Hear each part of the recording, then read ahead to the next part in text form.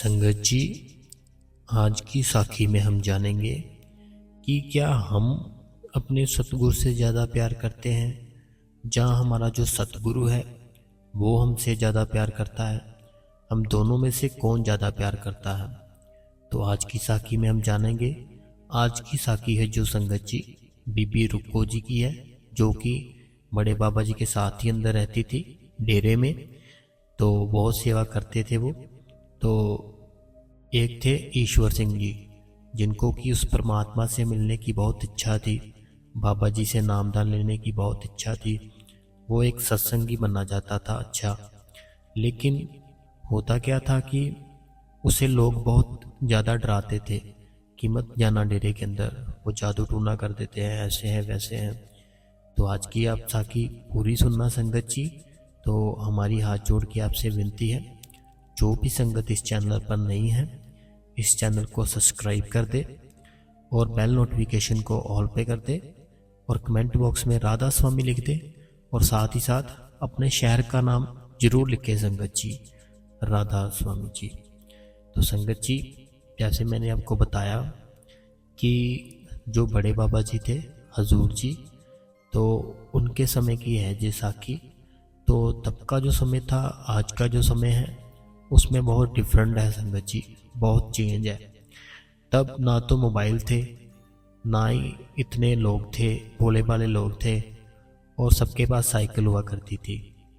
तो ऐसे ही ईश्वर सिंह थे, जो वो जानवरों के डॉक्टर थे।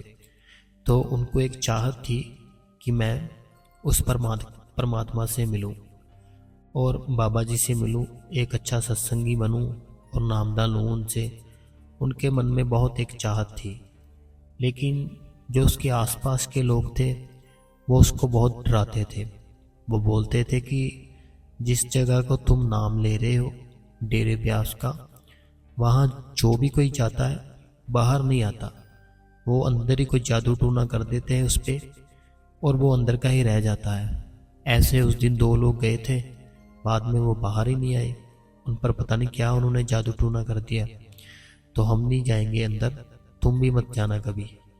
तो ऐसे उसको प्यार तो था, चाहत तो थी, लेकिन उसको लोगों ने बहुत डराया हुआ था कि मत जाना मत जाना। लेकिन उसका परमात्मा की ओर बहुत प्रेम था, बहुत प्यार था। जानवरों का वो डॉक्टर था ईश्वर सिंह। तो संगत जी, होता क्या है, सबकी बातें सुनने के बाद वो डिसाइड करता है कि मैं एक बार जाऊंगा डेरे में। जाने के बाद वहाँ का देखूंगा क्या माहौल है, उनके जो बाबा जी हैं वहाँ पे संत है, जो वो क्या करते हैं, कैसे नामदान देते हैं। मैं एक बार तो जरूर जाऊंगा। तो संगत जी वो प्लान बना लेता है कि इस दिन जाऊंगा मैं। जैसे संगत जी वो दिन आता है, तो उस टाइम उसके पास साइकिल था। तो जब बड़े बाबा जी का टाइम था तो संगत थोड़ी कम ही आती थी। तो डेरा भी थोड़ा ऐसे था कि दरिया के पास था, जंगल था। तो संगत जी इसलिए थोड़ी कम ही आती थी। उस टाइम जानवर भी थे। तो वो क्या करता है, ईश्वर सिंह जी साइकिल निकाल लेते हैं अपनी। साइकिल निकाल लेते हैं, साथ चलने वाला कोई होता नहीं, अकेले ही होते हैं। और अभी वो डेरे में कभी गए नहीं होते, उनको पता नहीं होता अभी डेरा कहाँ है। बस थोड़ा सा ही पता होता कि उस साइड है। वो अपने साइकिल से सुबह निकल जाते हैं संगत जी, साइकिल चलाई जाते हैं। तो होता क्या है कि वो डेरे के आसपास ही घूमते रहते हैं दरिया के आसपास। तो रात काफ़ी हो जाती है संगत जी। तो उसके बाद उनको एक बेड़ी वाला मिलता है भाई, किश्ती वाला। उनसे वो पूछते हैं कि भाई यहाँ पे डेरा है, डेरा ब्यास, तो आसपास ही है कहीं, मुझे मिल नहीं रहा। तो मैं बहुत टाइम से ऐसे भटक रहा हूँ, कभी इधर जाता हूँ कभी उधर जाता हूँ, कोई मिल भी नहीं रहा मुझे जो बता दे। तो अभी आप मिले हो तो प्लीज़ आप मेरे को बता के जाना कि जो डेरा है ब्यास बाबा जी का, वो कहाँ है और कौन सा रास्ता है। तो संगत जी वो बीड़ी वाला जो भाई होता है उनको बोलता है कि वो जो दरिया है वो दरिया के उस पार है और उसमें बेड़ी में जाना पड़ता है और हम ही पार कराते हैं सब संगत को। तो लेकिन जैसे ही रात होती है हम ये बंद कर देते हैं, अपनी बेड़ी साइड पे लगा देते हैं। हम रात को नहीं संगत को पार कराते हैं ऐसे, क्योंकि उस साइड जानवर भी होते हैं, रात को जानवर आ जाते हैं और साथ ही साथ लूटपाट भी हो सकती है आपके साथ, तो हम नहीं रिस्क लेते। तो संगत जी ईश्वर सिंह जी उसको कहते हैं कि देख भाई, मैंने जाना तो है और जाना भी मुझे अभी है डेरे में, तो तू बचा देगा तो तेरी बहुत बहुत मेहरबानी। तो जितने पैसे तुम बोलोगे मैं दे दूंगा तुम्हें, तो लेकिन जाना मुझे अभी है। तुम बस जो दरिया है ये अपनी बेड़ी में मेरा साइकिल रखो, मुझे बैठाओ और पार करा दो। उसके बाद तुम वापस आ जाना दरिया से ही।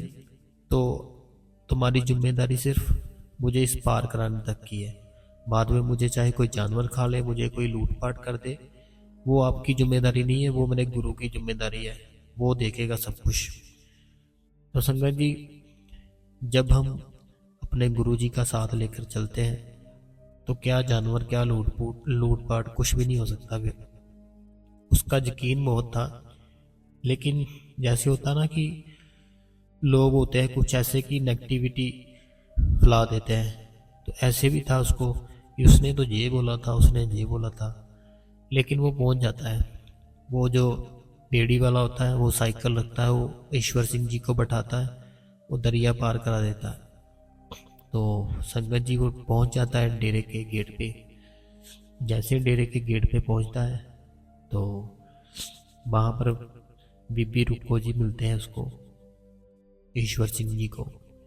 जैसे संगत जी बीबी रुक्को जी मिलते हैं, वो गेट पहले खड़काता है, बीबी रुक्को जी खोलते हैं। तो वो बीबी रुक्को जी बोलते हैं कि हाँ जी बताओ। तो ईश्वर सिंह जी बोलते हैं कि मैंने बाबा जी के दर्शन करने हैं, तो ऐसे ऐसे मैं आया हूँ। तो वो थोड़ा कड़क स्वभाव के थे बीबी रुक्को जी, उनका स्वभाव था जो बहुत ही कड़क था, तो जो नेचर था उनका। तो उन्होंने बहुत ही उनसे गुस्से में बोला कि टाइम नहीं दिख रहा तुम्हें, इतना टाइम हो गया है, तो आधी रात को ही मिला तुम्हें टाइम बाबा जी के दर्शन करने के लिए, और कोई टाइम नहीं था तुम्हारे पास।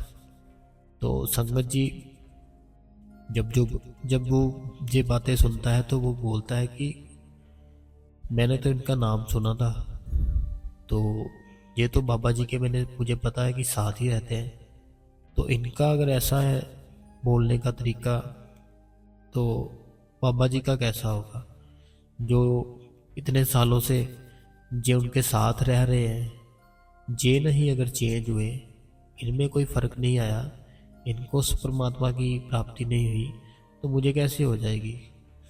तो छोड़ो कोई बात नहीं, मुझे मिलना ही नहीं है। तो अगले दिन संगत जी वो अपना साइकिल पकड़ता है, चले जाता है अपने वापस गांव में जहाँ से वो आए होते हैं ईश्वर सिंह जी। जैसे वो पहुँचते हैं वहाँ पे, तो वहाँ पे कुछ सत्संगी होते हैं, तो वो बोलते हैं कि हाँ जी क्या हुआ बताओ, कैसे थे बाबा जी के हुए दर्शन, तो कैसा था माहौल डेरे का। तो संगत जी ईश्वर सिंह जी उनको बताते हैं कि मैं गया तो था, मैं तो इतनी रात को गया, इतना रिस्क लेकर गया, सारा दिन लग गया मुझे जाने को, लेकिन ऐसे मैं डेरे पे पहुंचा तो वहाँ पर एक बीबी रुक्को जी थे जो कि मेरे को डांटने लग गए। मेरे को बोलते कि ये टाइम है तेरा डेरे में आने का, दिन में नहीं आ सकता, तुम्हारे पास बस यही टाइम बचा है, और कोई टाइम ही नहीं है तुम्हारे पास। तो कहते कि मैंने जब उनकी जो उन्होंने बोला उनको सुना, तो मुझे ऐसे फील हुआ कि अगर ये ऐसे बोल रहे हैं तो उनके गुरु कैसे होंगे। अगर ये नहीं चेंज हो सके तो फिर मैं छोड़ दिया, मुझे अच्छा ही नहीं लगा वो जो बोल रहे थे ना ऐसे मुझे। तो मैं इसलिए वहाँ से आ गया कि अब जैसे वो गुरु के साथ ही रहते हैं, बाबा जी के साथ ही बीबी रुक्को जी, वो इतने गुस्से वाले हैं तो बाबा जी कितने गुस्से वाले होंगे। तो मैं आ गया वापस, अब नहीं मैं जाऊँगा। तो संगत जी जब ये बातें सुनते हैं वो सत्संगी, तो वो हंसने लगते हैं उसकी बातें सुनकर। तो अब ईश्वर सिंह जी बोलते हैं कि हंस क्यों रहे हो आप, क्या हुआ? तो वो बोलते हैं कि भाई तूने किससे मिलने जाना था, पहले तो मुझे ये बताओ। तो वो बोलते कि मैंने बाबा जी से मिलने जाना था। तो वो बोलते कि बाबा जी से मिले? वो बोलता नहीं, मैं तो मिला ही नहीं बाबा जी से। ईश्वर सिंह जी बोलते हैं। तो वो बोलते कि अगर तुम बाबा जी से मिले ही नहीं हो तो तुम मिलने भी बाबा जी से ही गए थे, तो तुम्हें कैसे पता कि बाबा जी का स्वभाव है जो कैसे है और कैसे नहीं है? वो तो जो बीपी रुक्को जी मिले तुम्हें, वो मिले, वो भी एक बाबा जी तुम्हें परख रहे थे कि तुम क्या करते हो, और लेकिन तुम मूर्ख वापस आ गए वहाँ से। ऐसा नहीं करना चाहिए था। तो संगत जी, वो ईश्वर सिंह जी सोचते कि हाँ, ये बात तो सही है, सोचने वाली है कि मैं गया तो बाबा जी से मिलने थे, उनसे नामदान लेना था, तो परमात्मा के बारे में उनसे जानकारी लेनी थी। तो मैं उनके कहने पर उन्होंने अगर मेरे को कुछ बोल दिया, मुझे क्यों गुस्सा आ गया, मैं वापस आ गया।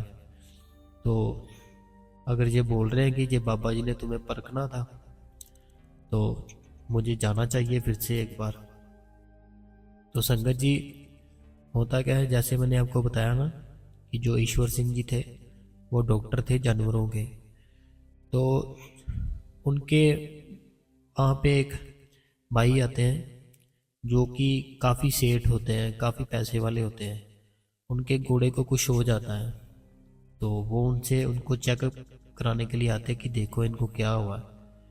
तो ईश्वर सिंह जी उसके जो घोड़ा होता है उसको चेक वगैरह करते हैं, जो भी उसका होता है ट्रीटमेंट वो करके, तो उसको बोलते हैं कि जो डेरा ब्यास है चले हम वहाँ पे, आपके पास तो ऐसे घोड़े हैं तो हम जल्दी पहुँच जाएंगे, और तुम भी बाबा जी के दर्शन कर लेना। तो संगत जी, वो जो होते हैं सेठ, जो घोड़ा अपना लेकर आए होते हैं, उनसे उनके घोड़े में कुछ होता है, पता नहीं क्या, कुछ बीमार होता है या कुछ होता है ऐसे। तो बोलते हैं कि नहीं, मैं नहीं जाऊंगा। मैंने सुना है कि जो भी डेरे के अंदर जाता है वो वापस नहीं आता बाहर, वो अंदर कुछ जादू टूना कर देते हैं, फिर बाद में वो बाहर आता ही नहीं। अगर आता भी है तो वो फिर रोज जाना शुरू हो जाता है डेरे में, तो वो मेरे पे भी कुछ कर देंगे। तो इसलिए मैं नहीं जाऊंगा तेरे साथ, तुम जाओ, अकेले चले जाओ। तो अभी जो मेरा घोड़ा है ये ठीक हो गया है, तो मैं जा रहा हूँ अपने घर। तो संगत जी, वो जो भाई होता है सेठ, जो काफ़ी पैसे वाला होता है, वो चले जाता है अपने घर पे। तो अब जो ईश्वर सिंह जी होते हैं, उनके मन में बहुत तड़फ होती है बाबा जी से मिलने की, बाबा जी से बातें करने की, और काफ़ी वो सोचते हैं कि मैं इनसे मिलूँगा तो ये बोलूँगा, ये पूछूँगा, लेकिन मैं जाऊँ कैसे, मुझे जल्दी जाना है, जल्दी मिलना है।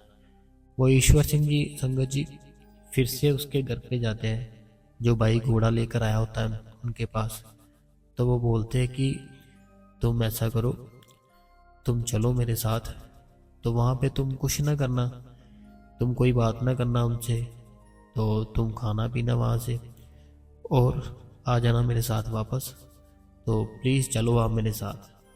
तो संगत जी, वो भाई काफ़ी टाइम से ईश्वर सिंह जी को जानता होता है। वो अपने जानवर जो भी होते हैं उनसे चेकअप कराता है उनका। तो उनको बात माननी पड़ती, बोलते चलो फिर चलते हैं। तो संगत जी, वो चले जाते हैं ईश्वर सिंह जी। जैसे वो जाते हैं तो बाबा जी के दर्शन करते हैं।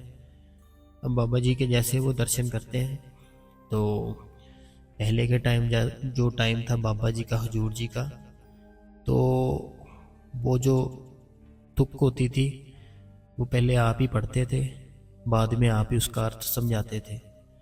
तो जो भी बाणी लेते वो उसका पहले उन्होंने तुक पढ़ना, फिर उसका जो अर्थ होता था बाबा जी ने आप ही उसको पढ़कर सुनाना संगत को, जो पहले का टाइम था। तो अब जो ईश्वर सिंह जी थे, जो ये सोचते हैं कि जो भी पावर है ना, जो जे सामने इनके किताब पड़ी हुई ना, जो भी ग्रंथ है, जो भी है, कुछ भी है, इसी में है सारा कुछ। तो मैं इनसे यही ले लेता हूँ, तो घर जाके पढ़ूंगा इसको। तो जैसे हजूर महाराज जी बाबा जी अपना अपना सत्संग समाप्त करते हैं।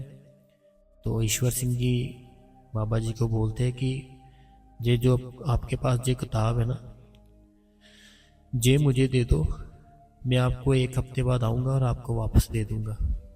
तो बाबा जी इसको बोलते हैं कि नहीं, ये नहीं मैं दे सकता आपको, क्योंकि ये मुझे पढ़नी होती है।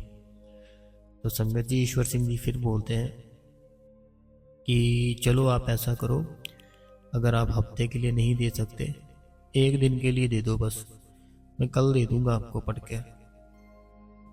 तो संगत जी बड़े बाबा जी बोलते हैं कि नहीं, ये मैं रात को भी पढ़ता हूँ, इसलिए मैं आपको नहीं दे सकता।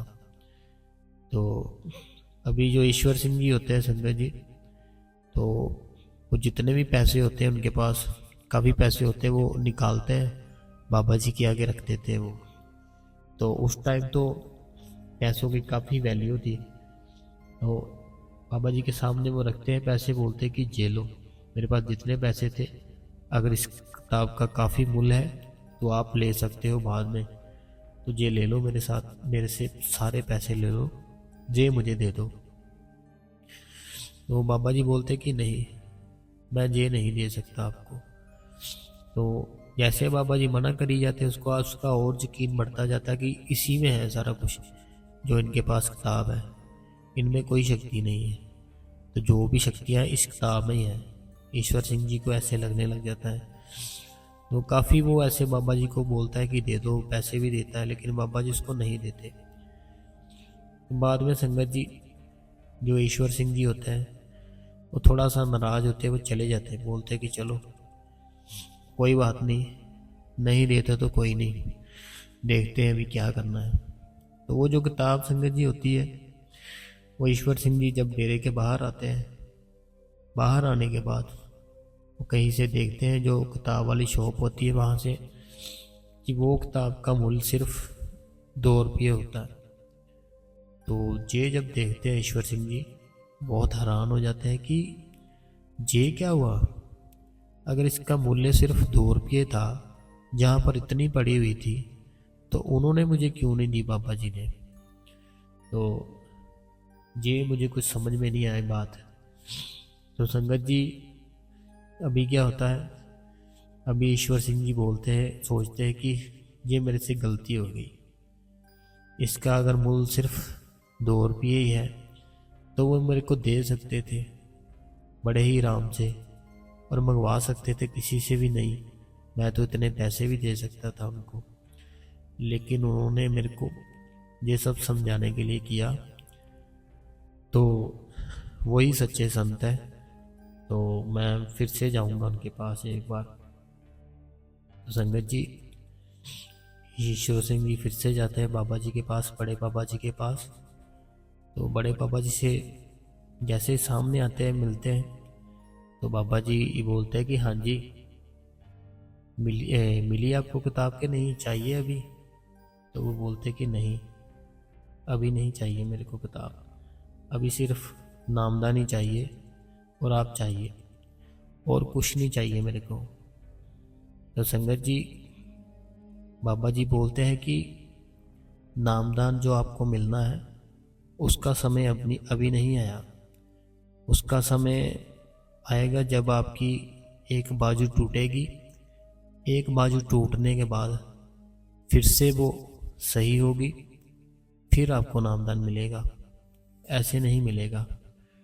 तो संगत जी ईश्वर सिंह जी बोलते हैं कि मैं तो अपनी सेहत का बहुत ध्यान रखता हूँ, मैं डॉक्टर हूँ जानवरों का, लेकिन थोड़ा बहुत मुझे नॉलेज है, तो मैं काफ़ी अपना ध्यान रखता हूँ। तो रही बात मेरे गिरने की, तो मैं आज घोड़े पे ही नहीं चढ़ूँगा कभी भी, तो मेरी जो बाजू है कैसे टूटेगी, तो आप मेरे को नामदान दे दो। तो बाबा जी बोलते कि नहीं, जैसे मैंने आपको बोला है वैसे ही होगा, पहले आप घोड़े पे बैठोगे, आपकी एक बाजू टूटेगी, बाजू टूटने के बाद फिर आपकी बाजू सही होगी, फिर आपको नामदान मिलेगा। तो संगत जी ईश्वर सिंह जी चले जाते हैं वहाँ से डेरे से। तो डेरे से चले जाते हैं तो बाबा जी के पास एक और सेवादार होते हैं। वो पूछते हैं कि बाबा जी, उस दिन जब ये किताब आपसे मांग रहा था तो आपको दे देनी चाहिए थी। ये ऐसे काफ़ी अपने पास तो पड़ी हुई है, और 2 रुपये तो इसका मूल्य है, हम फिर से ले सकते थे। तो बाबा जिसको कहते कि अगर मैंने उस टाइम इनको ये दे देता ना किताब, तो फिर ये सिर्फ किताबों की ओर ही भागना था इसने, यहाँ डेरे में नहीं आना था इसने। बस पहले इसने एक पढ़नी थी, फिर इसने कोई और ले लेनी थी, फिर वो पढ़नी थी, फिर इसने कोई और, ऐसे पढ़ता जाना था, और सारी उम्र ऐसे इसकी किताबों के बीच ही रह जानी थी। तो अब इसको किताब नहीं चाहिए, अब उसको सच में वो मालिक चाहिए, इसीलिए जो नामदान लेने आए थे। तो अभी इसका जो कोई कर्म है वो जब पूरा होगा फिर इसको नामदान मिलेगा। जैसे बाबा जी बताते हैं सेवादार जी को, तो अभी जो ईश्वर सिंह जी होते हैं संगत जी, वो ऐसे सोचते हुए जा रहे होते हैं कि मुझे नामदान दे देते बाबा जी तो अच्छा था। तो अभी उनका पूरा यकीन बन गया होता है बाबा जी पे। तो लेकिन वो सोचते होते कि ये क्यों बोल दिया कि एक बाजू टूटेगी, ठीक होगी, फिर आपको नामदान मिलेगा, तो मुझे ध्यान रखना होगा अपना। तो संगत जी ईश्वर सिंह जी अपने बैठे होते काम पे। तो उस टाइम के जो राजा थे वो आ जाते हैं संगत जी, उनके सेवक एक सेवक आते हैं। तो ईश्वर सिंह जी को बोलते हैं कि राजा जी ने 2 नए घोड़े लिए हैं और आपको बुला रहे हैं, तो आप जल्दी से आ जाओ राजा जी के पास। तो संगत जी वो जो राजा होते हैं वो उनके जितने भी राज्य में जानवर, घोड़े, जितने भी जानवर होते हैं सबका इलाज इन्हीं से कराते थे, ईश्वर सिंह जी से। तो काफ़ी प्यार करते थे इनसे, तो इनकी रिस्पेक्ट भी करते थे। तो इसलिए उनको बुलाया कि 2 घोड़े नए लिए हैं, ये चेक करें उनको कि ठीक है, सारा कुछ ओके है। तो ईश्वर सिंह जी चले जाते हैं बड़े ही खुशी से। जैसे वो जाते हैं तो संगत जी वो जो राजा होते हैं उस टाइम के, वो बोलते हैं कि आप इन पे घोड़े पे ऐसा करो, बैठो और बैठ के देखो कि ठीक है सारा कुछ, कोई गड़बड़ तो नहीं है। अभी दो हमने लिए हैं नए। तो ईश्वर सिंह जी बोलते हैं कि नहीं, मैं नहीं चढ़ूँगा इनके ऊपर, घोड़े के ऊपर। तो जो राजा होता है वो बोलते हैं कि क्यों नहीं चढ़ोगे। वो बोलते कि जो मेरे गुरुजी है उन्होंने मेरे को मना किया हुआ है। उन्होंने कहा कि जिस दिन तुम घोड़े पे चढ़ोगे तुम्हारी एक बाजू टूटेगी, तुम फिर मेरे पास आओगे, फिर तुम्हें नामदान मिलेगा। तो मैंने अपनी बाजू नहीं तड़वानी, मैं नहीं बैठूंगा घोड़े पे। तभी वो जो राजा होता है वो बोलते हैं कि हमारे होते हुए कौन गुरु आ गया यहाँ पे, तो अब तो तुम्हें चढ़ना ही पड़ेगा घोड़े पे, और चढ़ो तुम, हमारा हुक्म है। तो ईश्वर सिंह जी संगत जी घोड़े पे चढ़ जाते हैं। जैसे ही घोड़े पे चढ़ते हैं तो घोड़ा भी नया ही होता है और वो पहली बार बैठे होते हैं। तो घोड़ा ऐसे दौड़ने लगता है, तो ईश्वर सिंह जी गिर जाते हैं, उनकी एक बाजू टूट जाती है संगत जी। तो अब क्या होता है, एक बाजू टूट जाती है तो वो चले जाते हैं अपने घर पे। तो जैसे ही घर पे जाते हैं उनको वैसे पता चलता है कि वहाँ पे नामदान मिल रहा है, बाबा जी दे रहे हैं, तो पर्चियाँ मिल रही हैं। तो संगत जी ईश्वर सिंह जी जाते हैं वहाँ पे पर्ची लेने के लिए। तो जो सेवादार होते हैं उनको मना कर देते हैं। वो बोलते हैं कि आपका जो एक हाथ है वो टूटा हुआ है, तो जिसका हाथ टूटा हो उसको ऐसे नामदान नहीं मिल सकता। आपका जब हाथ ठीक होगा तभी आपको नामदान मिल सकता है। जिन लोगों ने नामदान लिया हुआ है उस संगत को पता ही होगा कि ऐसा क्यों कहा उन्होंने, क्या रीज़न हो सकता है ना, तो मैं बता नहीं सकता वो बात आपको। तो वो बोलते हैं कि ऐसा क्यों बोल रहे हो आप, बाबा जी ने मुझे खुद कहा था कि ऐसे तुम घोड़े पे बैठोगे तो तुम्हारा एक हाथ टूटेगा, फिर तुम मेरे पास आना, फिर तुम्हें नामदान मिलेगा। बाबा जी ने खुद मुझे बुलाया था, तो अभी मेरा हाथ टूट गया है, तो अभी तो मुझे अब पर्ची देनी पड़ेगी आपको। तो संगत जी सेवादार बोलते हैं कि नहीं दे सकते, क्योंकि आपका हाथ है जो आपके कान तक नहीं पहुंच पाता, इसलिए नहीं दे सकते। तो कान तक क्यों नहीं पहुंच पाता? क्योंकि उनका हाथ टूट जाता है। और सेवादारों ने ऐसा क्यों बोला कि कान तक नहीं जाता आपका हाथ, इसलिए नहीं दे सकते? तो मैंने जैसे आपको बताया कि मैं वो बात नहीं बता सकता आपको, वो संगत को पता ही होगा जिन्होंने नामदान लिया हुआ है। तो बाद में संगत जी क्या होता है कि वो बोलते हैं कि नहीं, बाबा जी ने बुलाया था, पूछ लो। फिर बाबा जी को बात पता चलती है, बाबा जी बोलते हैं कोई नहीं, आने दो उनको। तो जैसे संगत जी ईश्वर सिंह जी जाते हैं बाबा जी के पास, तो बाबा जी बोलते हैं, मैंने तुम्हें ये तो कहा था कि घोड़े पे बैठोगे हाथ टूटेगा, साथ में ये भी कहा था कि जब ठीक होगे तब मिलेगा नामदान। तो अभी तो तुम ठीक ही नहीं हुए। तुम्हारा हाथ है जो, देखो कान तक पहुंच रहा है आपके? नहीं पहुंच रहा ना कान तक। तो जब ये कान तक पहुंचेगा हाथ तुम्हारा, ठीक होगे, तब तुम्हें नामदान मिलेगा। तो ईश्वर सिंह जी होते हैं वो, उनमें बहुत प्यार प्यार होता है बाबा जी से। तो वो बोलते हैं कि नहीं बाबा जी, प्लीज़ मुझ पे दया करो, अपनी रहमत करो, मुझे नामदान दो, मुझे जल्दी नामदान चाहिए। मैं तो कितने टाइम से आ रहा हूँ, तो मुझे नामदान ही नहीं मिल रहा, देखो अभी मेरा हाथ भी टूट गया। तो फिर बाबा जी से पूछते हैं कि जब तुम्हारे पास कोई जानवर लेकर आता है, उनका कोई हाथ पैर कुछ टूटा होता है, तुम तब क्या करते हो?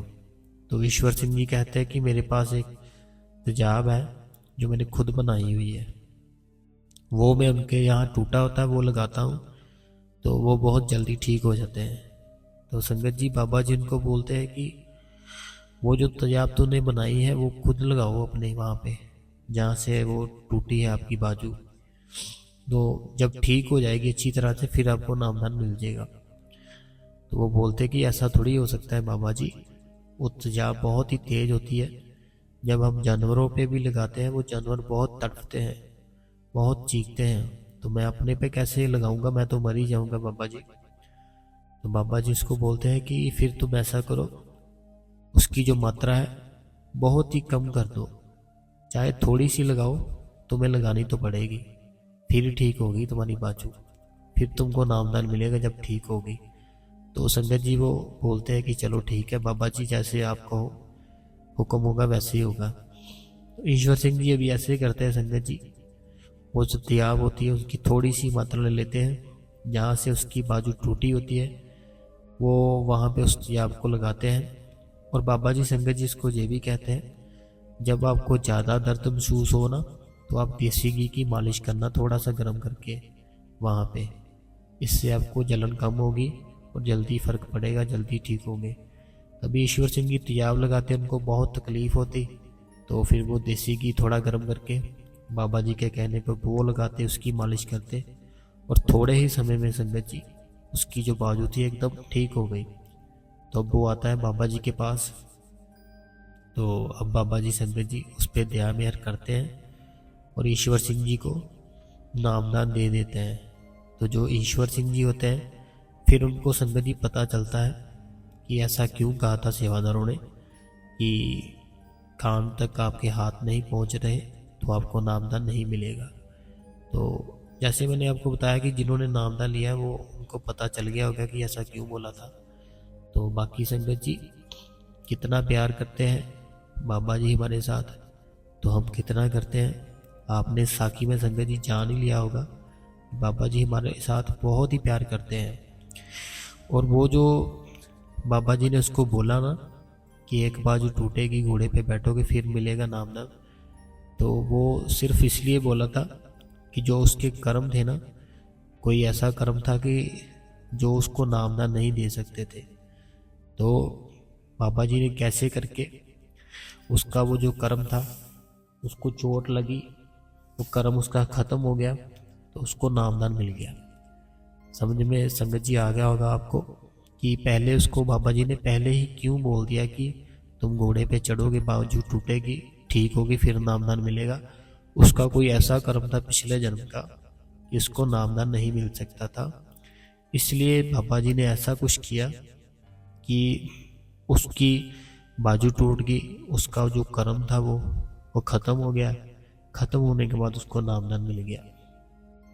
संगत जी आज की साखी थी जो ईश्वर सिंह जी की थी, बाबा जी, बड़े बाबा जी के टाइम की, बीबी रुक्को जी की थी। तो जिन संगत को भी साखियाँ सुनना पसंद है, हमारी हाथ जोड़ के विनती है आपसे, इस चैनल को सब्सक्राइब जरूर करें। सब्सक्राइब करते समय बेल नोटिफिकेशन को ऑन कर दे, ऑल पे कर दे और कमेंट बॉक्स में राधा स्वामी लिख दे और साथ ही साथ अपने शहर का नाम लिख दे संगत जी। राधा स्वामी जी।